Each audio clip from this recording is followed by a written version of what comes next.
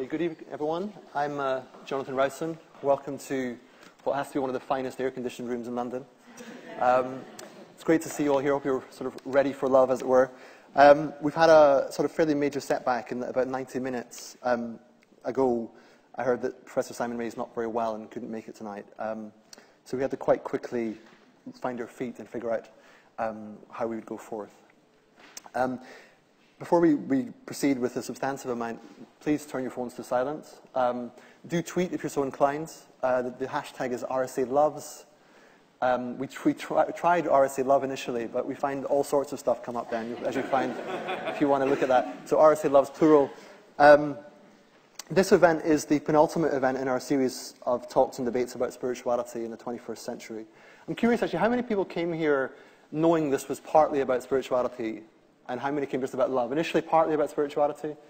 Right, so roughly half. And then those who just wanted the love? Okay, right, okay, so we've got roughly half-half. That's good, because we're going to cover quite a lot of bases. I'll introduce my wonderful speakers in a moment. I suppose I wanted to say something first myself. First of all, about spirituality, and secondly, about love and why we're doing this, because it's difficult to speak about this subject in a technocratic way. I mean, there's no way you can explore a subject like love in that sense. Spirituality likewise, and part of the reason we're doing this thing as a whole is my impression, shared by very many other people, that there has been a slightly instrumental turn in the world in general, a move away from intrinsic values towards extrinsic, a move from a kind of obsession with data in place of evidence, a sort of sense in which mythos may be lost to logos, a sense that we're losing touch with the deeper roots of meaning may be somewhat less accessible to us, a kind of overwhelming amount of information but a loss of wisdom and so forth. Now, these are very broad brush narrative strokes and quite hard to get hold of, but many people seem to sense them. And a lot of what this project is about is trying to tap into what exactly is going on there. And one of the spheres where I feel that's relevant is love. And I'm going to say a little bit more about that, but I just realized that it's kind of remiss of me to have these wonderful people next to me and not introduce them first. I'm just going to quickly tell you that Mark Vernon is a psychotherapist, a writer, broadcaster, and journalist. He began his professional life as a priest in the Church of England. His academic interests are very broad. They began with physics and philosophy and went into theology. And he's written many books on related subjects. He recently wrote a book which is very relevant to tonight called Love, All That Matters. And Deborah, I came across on the internet. I wanted to check just where the audience were. So that was a good check. So I know what I'm dealing with now. Okay. Right, with a beautiful speech she gave, actually at her own wedding, which is outstanding and really awe-inspiring. She's now a lecturer in English literature at the University of Southampton and an associate of the Parkes Institute for the Study of Jewish, non-Jewish relations. She undertook her doctoral research at King's College London and has previously taught at both King's and the London School of Jewish Studies. And she'll tell you a bit later about her current research interests. When I was thinking about what to say about love in place of Simon, I thought of one of my earliest relationships where my girlfriend told me that she felt that she loved me, but she wasn't in love with me. And this was really distressing. I mean, it's virtually the cruelest thing you can tell somebody. Because I was thinking, what on earth does that mean? And if you just probe it a little bit, you begin to realize what's going on is this kind of a cultural myth of love, a kind of big collective narrative that one either is part of and in or not. And I clearly wasn't at that point in time. But then later I saw this is actually quite a sophisticated position. I believe Osho, one of the sort of main sort of spiritual New Age kind of people, famous for his love of Rolls Royces if nothing else. But he did say a lot of many great things. One of them was, when you're in love, you do not ask the question about the meaning of life. So when you really feel that you're in love, these questions of deeper meaning, why am I here, what's going on, don't seem to matter quite as much. So there is a sense in which love is tapping into something timeless, something that goes beyond all our explanations and where you don't need to give a second explanation for it. The second thing I want to say is when I later, through subsequent iterations of relationships, got married, we got married in a civil ceremony in London, actually technically in Richmond. And what was funny about this is that anyone who's had a civil wedding will know this, that you actually have to be careful not to choose readings that have religious content. to respect the divide between church and state, in order for it to be a state wedding and not a church wedding or another religious wedding, you have to be very careful about any readings you give at the ceremony should not be religious. What was most curious about this is, obviously that's a great area, but they said Halil Gibran's The Prophet is expressly forbidden. That got me wondering, like, what's in this? And I actually knew it a little bit already. It's a book that, for those who don't know, was written in 1923. It's published, tens of millions of copies. And what's wonderful about that statement of love, and I think the reason people keep coming back to it, is it's quite an exacting description of love. It's not all about love as comfort. It has lines about, do not seek to direct the course of love, for love, if it finds you worthy, directs your course. And it says things like, when love beckons to you, follow him, though his ways are hard and steep. And it's full of these kind of love as mystery, love as challenge, conquest. It's not at all about love being all about peace and security. And people seem to like that. So another sort of interesting point. The final point is, we're now in an age some people call postmodern, an age where you can't really speak about love without feeling the term is somewhat saturated, overused. You see it on everything from Coronation Street to the World Cup. You can't really avoid this notion that love is somehow overused and therefore the meaning has been flattened out. And if there's one line about love that I love, really love, it's one by Umberto Eco, who many of you might know. And it's from something he's written where he's trying to describe the postmodern attitude. What is it to be postmodern? And he sort of says it's when you're sort of so saturated with meaning that you can't really view anything without some degree of irony.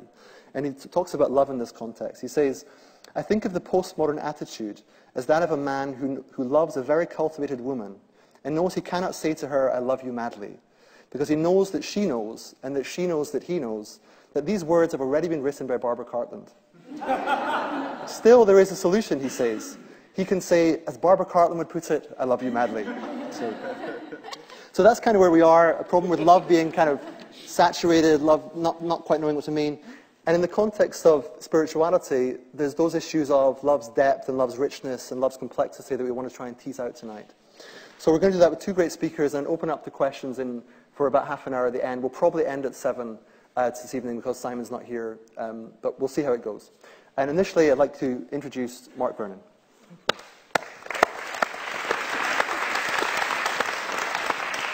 Thank you, and thank you, Jonathan. What I wanted to offer to continue what you've been just getting into there is a sort of mashup of developmental psychology that I think also has quite important things to say about love in terms of its spiritual elements, dynamics, as well as the relational dynamics. Broadly speaking, if you read particularly the developmental psychology of the second half of the 20th century, where love is not always used, but it's about relationships. That's the point. The developmental psychology got very interested in relationships then.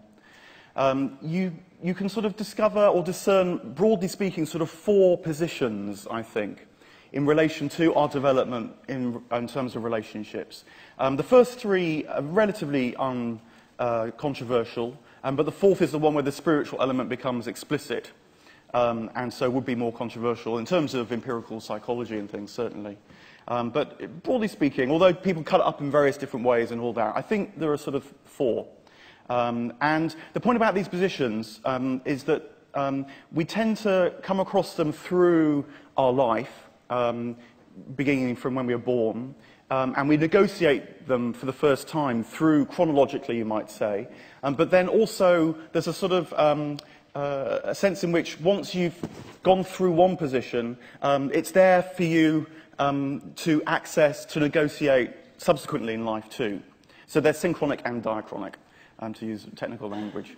And life tends to go well when you have good access to these different positions. So let me try and say what they are.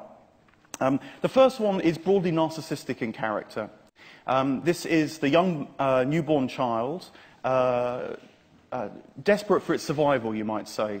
Survival is the #1 priority. And life is so organized for the child that's cared well enough that what it requires is provided for it. It's hungry, and almost as if by magic, you might imagine milk falls onto its tongue. It feels cold, and almost as if by magic, it's suddenly warm. It feels wet, and almost by magic, it's sort of dry again. And this leads to some of the characteristics which pop up in adult narcissism. For example, omnipotence. can pop up in an adult narcissism when you feel somehow the world should be ordered according to what you require or demand. And the idea is that the unborn child has to negotiate its narcissism, which is sort of good, it's required to survive. It needs to scream to communicate to a parent. But nonetheless, if that's the only mode of love that the child is capable of, it's going to cause it a lot of problems later on.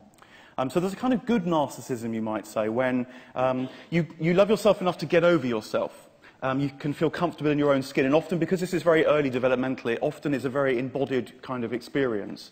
But to feel comfortable in your own skin, in a way, to love yourself enough so you can see there's more than just yourself in the world. You're not just the centre of the universe. That's the first position. And the child perhaps begins to get a sense that it's not the only creature in the universe, whole person in the universe, when it realises actually that it's dependent upon a parent, probably, mother, probably. And I think that this is quite a traumatic experience at first. If you've ever had children, which I actually haven't, but I've observed, then you'll know that sometimes young children, they're hungry, but they refuse to be fed. They won't be comforted. They will hardly be held. They'll kick and scream. You put the blanket over them, they kick it right off again. And one way of imagining what might be going on here is the frustration and the anger, the hatred even, about realizing that you're dependent upon another. And you're not as omnipotent, as it were, as you thought you might be. Certainly, if you look at the adult equivalent, you can read that. You can hear people talk about things in that way. So the idea is it's sort of inferred back. But the good thing is that if you can go through this pain barrier, you can move from the first position, the narcissistic dimension, to a dyadic relationship. So this is the second position, which, conveniently enough, is about two people. And life expands as a result. And I think this is one of the reasons why pain is always associated with love, and because an expansion, a growth of love, always requires kind of going through at quite a traumatic phase. I know one of the things which you mentioned when we were talking before is what role will has to play in love. And I don't think you can will yourself to love in a certain way, but what you can do is sort of encourage yourself to go through the trauma in order that a new kind of love might open up. And dyadic love would be the second position. So this is, the young parent in love with their baby, the baby in love with the parent, the ordinary devotion, as Donald Winnicott rather nicely puts it. And then the idea is that this repeats, particularly when you first fall in love as an adult. Romantic love is the kind of adult version of this very early infantile experience, when all you want is to have and to hold. It's very possessive, a bit like, again, the parent and child. But it's a rather exclusive love too. Have you ever sat on a train when two people are canoodling in front of you? It's deeply offensive, and I think it's not offensive because you're a prude about kissing in public. It's offensive because in effect they're saying no one else matters. All that matters is my beloved and me. And I think that's partly why it's so disturbing. So it has its limitation. Spiritually, I think you see this in dyadic sort of religious language or sort of religious feeling. When, for example, all that's important is me and my relationship with Jesus.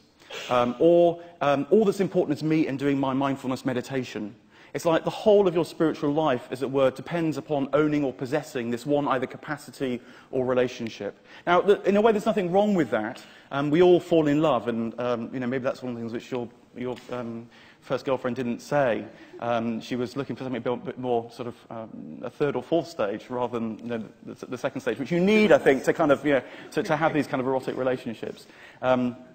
But it's limiting again too. And so the idea is that the third position then comes along. And this, in the developmental psychology, is when the young child realises that mum's not only interested in them, the parent's not only interested in them. There might be a father, there may be her work, there may be siblings. I'm the eldest of 6. Siblings are awful when you were the first and the only to start with. And so the idea is that you enter a kind of triangular space now, as it's sometimes called. So there's not just the dyadic, two poles, but there's a triangular third position. It's very painful, again, to realise that there's not just one person you have to trust, but you have to sort of somehow throw yourself onto others, onto life itself even. deeply unsettling experience. But of course, if you feel secure enough inside, all those kind of good qualities, then life expands again into this third position. I think it's both an external thing in terms of friendship would be perhaps the characteristic love of this phase, where you don't want to possess your friend, you want to be with your friend, and as it's sometimes put, not gaze into their eyes, but look straight ahead to step into life. So you can still see the triangular, three-dimensional kind of notion here. And then religiously, I think that this capacity is reflected in the capacity to, say, critique your otherwise strongly held religious beliefs, to use metaphor, to be happy with aesthetics. You know, you walk into a great building, and it's expansive. It has literally a three-dimensional quality. You don't have to be able to pin it down. You can let yourself into it. So there's a slightly different sort of spiritual capacity in that again, in this third position. So you've got 1, 2, and then the triangular 3. It also enables you, I should maybe just mention this, also enables you to not just have an experience, but to reflect upon an experience. So this is why mindfulness is such a powerful tool, because mindfulness cultivates this capacity to not just have an experience, but reflect upon it. And it has therapeutic value, because it means that over time, you're not just overwhelmed by panic, by anxiety, by depression, but you're able to step back from it slightly. And this too then has a kind of spiritual element when it's used in a spiritual context, to not just be in some kind of sense of religious feeling, but to be able to reflect upon it too. And that means that you can take a step back, and actually that makes for a bit of space around the experience that maybe lets more in. It's a way of cultivating spiritual growth, you might say. So that's 1, 2, and then the 3. And the idea is not that you kind of, once you're done with 1, you go to 2, and then once you're done with 2, you go to 3. But ideally, as an adult, you have good access to all of them. Because you need some narcissism when you're older. You need a bit of narcissism to sit on a stage and to talk to people. But hopefully it's one where I don't feel so overwhelmed. I sort of feel more or less comfortable, so I can kind of, get over myself a bit and communicate well enough. Similarly, you fall in love, you need to be able to do that. And similarly with the third position too, so that love can, as Eric Fromm put it, can move from falling in love to standing in love. So then you come to the fourth position, and I think this is where the spiritual dimension is the most fully developed. You might call it the transpersonal, you might call it the mystical, but I think that can be quite complicated, because it's not necessarily obscure, it's just a bit beyond language. It's something that's from the heart, perhaps, more than from the head. And I think you get a sense of this when you meet people who have this capacity of relating, because there's something translucent about them. You feel they're fully there, but somehow there's more than them just there. I was lucky enough to sit in a room, quite a small room, with the Dalai Lama a couple of years back. And I hardly could say anything. I couldn't think of anything to say. But the thing I remember is his presence. And I think he didn't say anything very tremendous, actually. He said, we're all brothers and sisters, or something like that. But it was his presence that was so profound. And I think that he must be able to occupy, as it were, this fourth position. There's a collective quality, an egoless quality, you might say, something translucent that comes through him. And I think that if you read people like Augustine in the Christian tradition, as well as others in different traditions, what they discover is that God, as Augustine puts it, was closer to him than he was to himself. There's a kind of another movement beyond just me and my friends, as it were, me engaging with things, but a sort of dropping into what you might sort not just love relationships, but love as the ground of being itself. A sense that compassion was there all along in the Buddhist tradition, you might say. And I think this reflects the positions and the movement between the positions, because in a way what the positions are is a discovery that, you thought it was just me, but actually there's another who's looking after me. You thought it was just me and my beloved, but actually there's a greater world into which we can all step. Our love overflows, perhaps into children, into a deeper experience of life. There's always more out there already to discover. And in a way, the fourth position, the most overtly spiritual position, just sort of completes that. It says, actually, what I've discovered is that love is the ground of being, that compassion is there all along. And so, in theistic traditions, certainly you'll read God is love. I think that's partly what that's trying to latch onto. And then I think other traditions have something similar to say too. It's why, love is, in a way, the path to the key, as the author of The Cloud of Unknowing puts it, reason can never understand God, but love can penetrate through the cloud of unknowing. Thank you.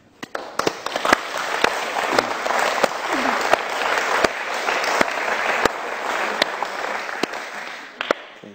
Thanks very much, Mark. Deborah. I should just say I'm very embarrassed about having been encountered online in that way. I think because it might well be an act of public canoodling that I've somehow inadvertently got myself into. And having said that, I'm about to publicly canoodle again, I think, but in relationship to a different lover. What kind of love do